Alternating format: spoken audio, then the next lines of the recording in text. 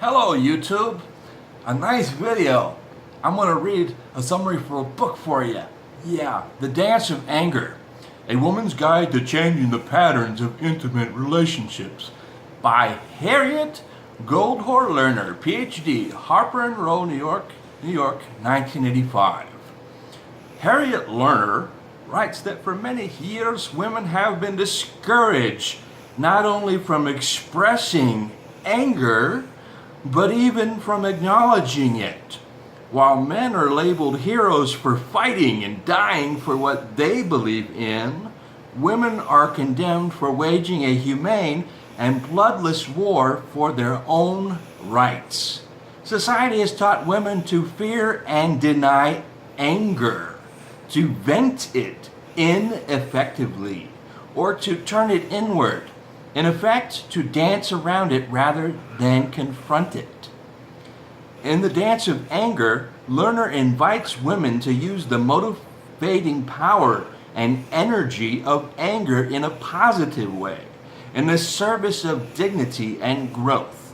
Through anger, women can gain a clearer and stronger I, and with it the capacity for a more intimate and gratifying we.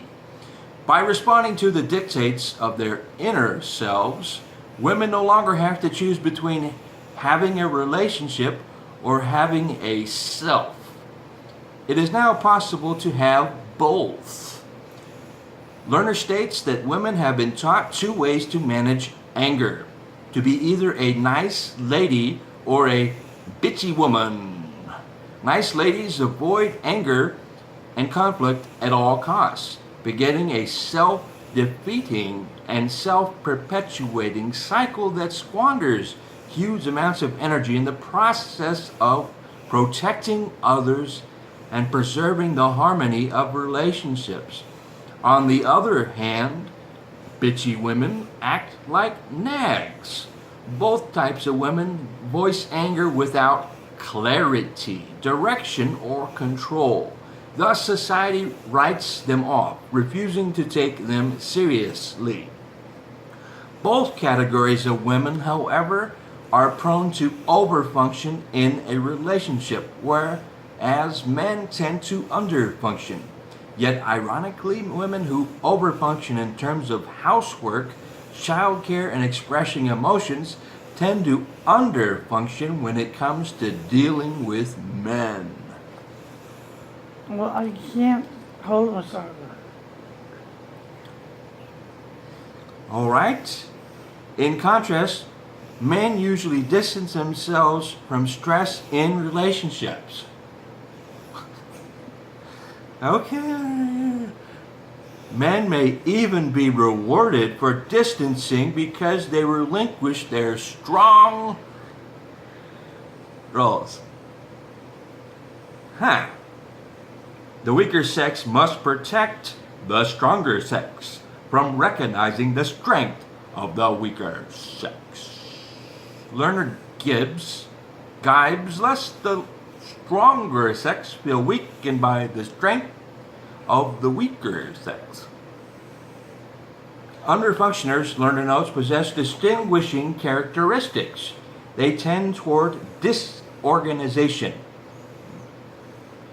They become less competent under stress.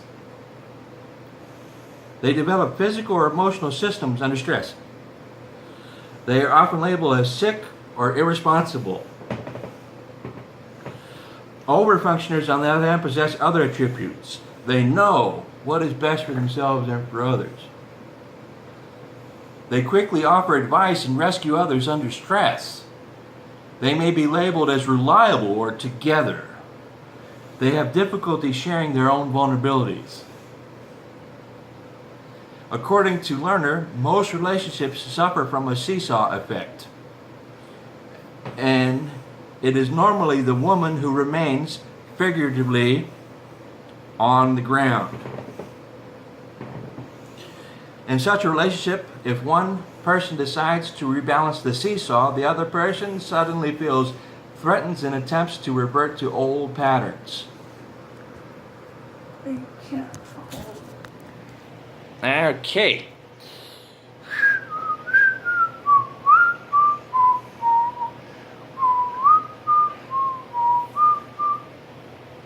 For a long-term relationship to be a success, the seesaw must be balanced.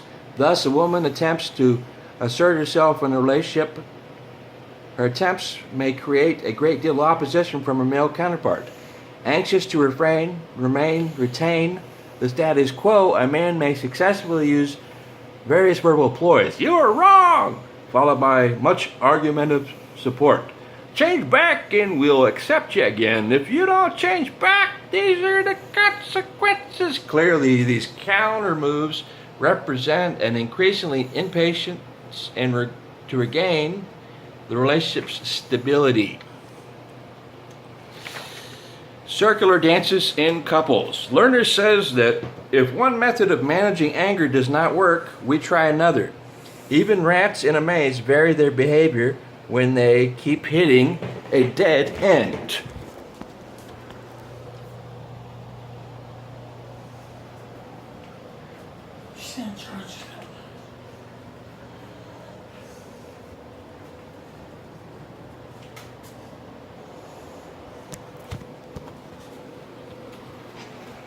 Rats change their direction when they hit a dead end. Okay.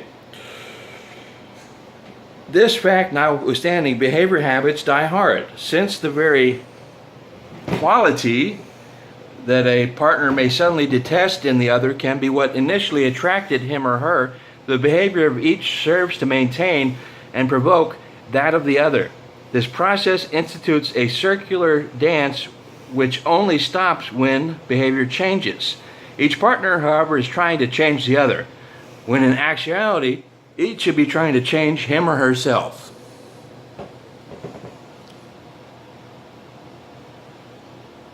Lerner gives the example of the blaming game. One person characterizes the other as the one who started it, thereby escaping personal responsibility.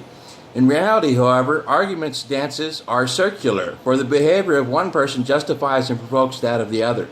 The real issue then becomes not who started it, but rather how do we break out of it, with both partners changing their own dance steps, not the others. Circular dances in couples. Emotional pursuer, emotional distancer is another old dance. Emotional pursuers, usually women, seek to reduce anxiety by sharing feelings and maintaining close emotional contact, while emotional distancers, usually men, attempt to reduce anxiety by intellectualizing and withdrawing. Okay. The result is that one expresses dependence, the other expresses autonomy. Yet when a pursuer begins to energize his or her own life without distancing the other person, the circle has been broken. As a result, the relationship becomes more balanced. A third dance is over-involved mother, under-involved father. If a father is physically and emotionally detached from the family, the woman may try to fill the empty space by becoming overly engrossed in her children's lives. When the father tries to change, the mother may criticize him, causing him again to become detached, thus perpetuating the cycle of an unbalanced involvement. In this scenario, then, the over-involved mother needs to focus on improving her own personal life and allow her uninvolved husband to develop closer ties with the children. Using anger as a guide. Anger is a tool for change. Lerner stresses when it challenges us to become more of an expert on ourselves and less of an expert on others. Thus, learning to use anger effectively and positively requires letting go, particularly at the most difficult times. Many of us have tried to control another person's health, for example, perhaps becoming exasperated when the person refuses to take prescribed medication, lose weight, or seek needed medical attention. Women especially are prone to play out this role of emotional reactor. However, it is important to allow others to assume the primary responsibility for their own health. Expressions of concern are appropriate, of course, once one's own needs are fulfilled. In order to break old patterns and develop a healthy sense of identity, anger must be translated into clear, non-accusing statements about the self. Women especially must anticipate negative reactions to their new assertiveness, up and down the generations. People inherit their strengths and weaknesses from preceding generations. Lerner suggests that if we do not know about our family history, we are more likely to repeat past patterns or mindlessly rebel against them without much clarity about who we are, how we are similar or different from other family members, and how we might best proceed in our own lives. Each of us is responsible for our own behavior. Still, the degree of fusion in the family is high.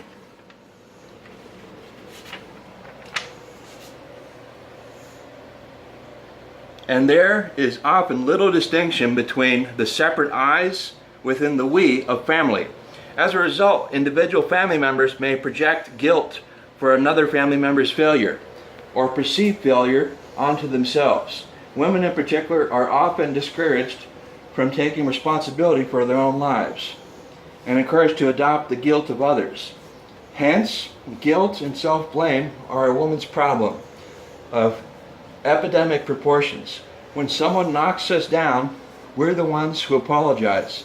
In such a situation, women can transform their anger into usable information by following a three-step course. Observe. Notice the sequence of interactions that lead to anger. Clarify the pattern. Gather objective facts about who does what, when, and in what order. Gather data. Learn how your family generally interacts, taking into account such facts as birth order and individual likes and dislikes. Ascertaining one's own unique role in a family helps create a sense of separateness in each member. Women in relationships constantly assume that they are alone or responsible for fixing whatever is wrong. Yet Lerner maintains that when we do not put our primary energy into solving our own problems, we take on other people's problems as our own, thereby stunting relationships. Once this pattern is established, it is perpetuated year to year from generation to generation. Lerner declares that women who find themselves in such situations must stop trying to be helpful and consider that they may not even have the answers to their own problems, let alone someone else's. Stepping back, however, does not mean withdrawing emotionally. Some people can be most helpful by sharing their own deficiencies. As parents, women also tend to overfunction when dealing with their children. Society has fostered in mothers the idea that every ounce of their children's behavior is a direct result of their influence. Realistically, mothers cannot force children to behave as mothers would like. However, they can be firm and clear about what behaviors they will and will not accept. Mothers frequently feel the urge to rescue their children, to scratch them when they itch, a tendency that frequently spawns underdeveloped children. When we learn to stay in our own skin, Lerner says, and avoid assuming an overfunctioning or fix-it position, children demonstrate a remarkable capacity to manage their own feelings, find solutions to their problems, and ask for help when they need it. Thinking in threes. In the battle to reduce anxiety, we often unconsciously pull a third person into our relationships. Lerner points out because we hope to reduce emotional intensity. Lerner points out this universal pattern is referred to as a triangle, and triangles can be dangerous in many ways. Ideally, if we are angry at Sue, we will confront Sue rather than complaining to Sally. Lerner suggests that in examining our relationships, it is useful to analyze the families we are born into, perhaps by creating historical family diagrams. Such outlines should cover all would cover at least 3 generations and include birth dates, death dates, marriages, divorces, serious illnesses, and records of the highest levels of formal education achieved by members of the extended family. This information could clarify patterns in our own relationships. If we do not observe and understand how our triangles operate, our anger can keep us stuck in the past, rather than serving as an incentive and guide to form more productive relationships patterns for the future. There's a verifiable flood of advice on how we should overcome our anger. Jog, meditate, ventilate, bite your tongue, silently count to 10. However, if we don't learn to exercise our anger to achieve a clear definition of ourselves and our relationships, we are destined to perpetuate the destructive patterns which cause us to be angry.